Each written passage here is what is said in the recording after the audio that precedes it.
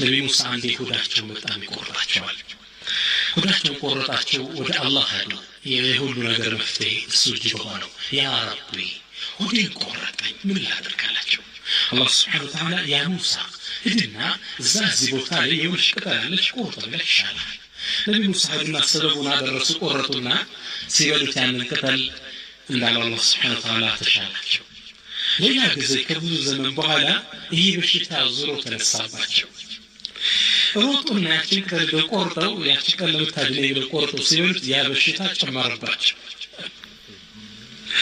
ወደ አላህ ስብሓነሁ ወተዓላ እጃቸው ያ ረቢ ካሁን በፊት ሆዴን ቆርጦኝ አሞኝ የምድንበት ስለ ያችን ቅጠል ብላ ብለኸኝ በልቼ ተሽሎኝ ነበር። አሁን ያው በሽታ አሞኝ ያችን ቅጠል ዙሬ ስበላት በሽታው ባሰብኝ ጌታዬ እንዴት ነው አሉ። አላህ ስብሓነሁ ወተዓላ ማለ ያ ሙሳ ፊት ሲያመህ ወደ ማን ሄድከው? ወደ እኔ ነው የመጣው። አሁን